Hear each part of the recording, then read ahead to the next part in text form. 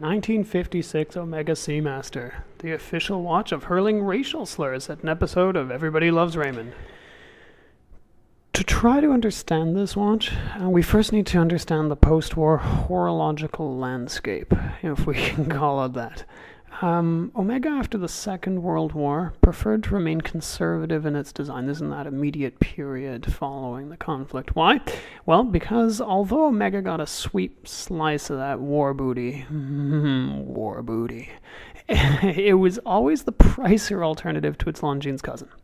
As a result, Longines outsold Omega during the war and installed itself more firmly in the consciousness of North American consumers, choosing instead to produce evening watches with more unnecessary swag than Trinidad James.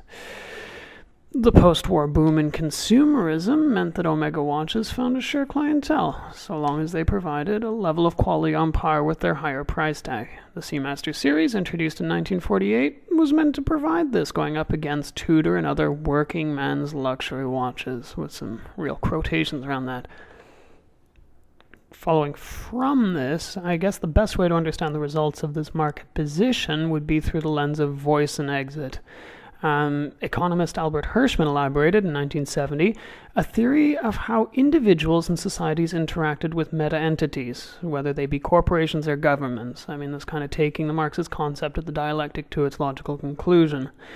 The theory posited that individuals would first attempt to voice their discontent, and should they not feel that they were being accommodated, they would seek an alternative or exit the existing arrangement.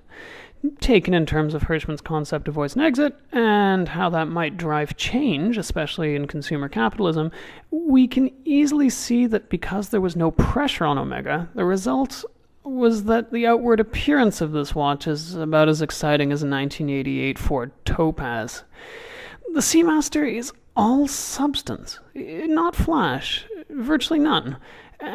Something that's sort of compounded by the fact that I have it on a brown band, making it a brown on brown kind of situation.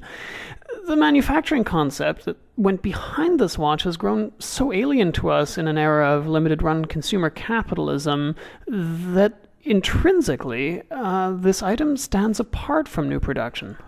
Right, so let's get to the skinny of it. The Seamaster features a two-tone dial, center second sweep, gold markers, Omega signed buckle, all stainless case, and a threaded three-piece case design, which means that getting the back off is harder than the urethral insertion of pickup sticks. So, I have a stock photo.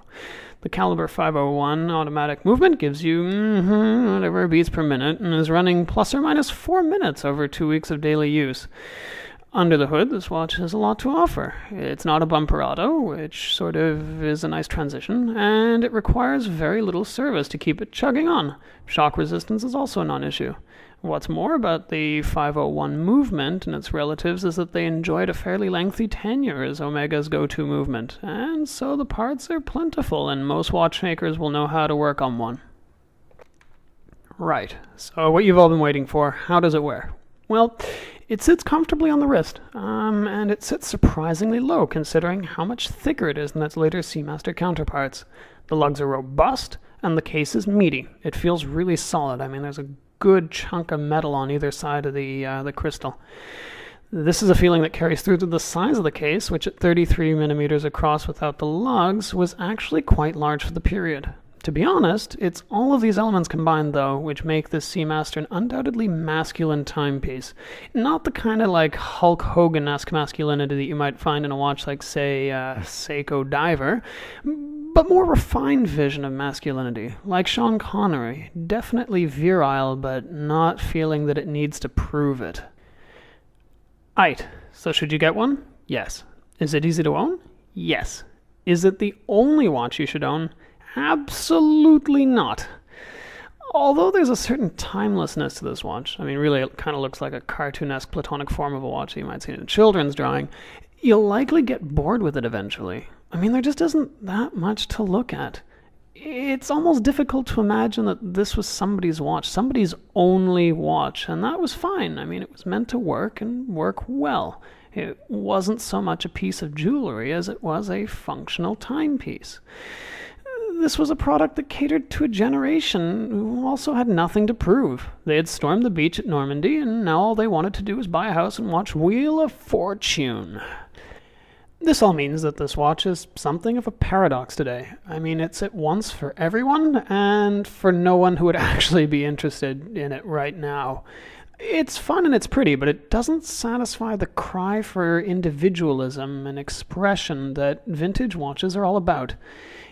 This in turn means that there's a certain inaccessibility to it. Much like other products of the same generation, things like Spike Jones or George Formby, it's comforting and it can easily be enjoyed, but not fully appreciated.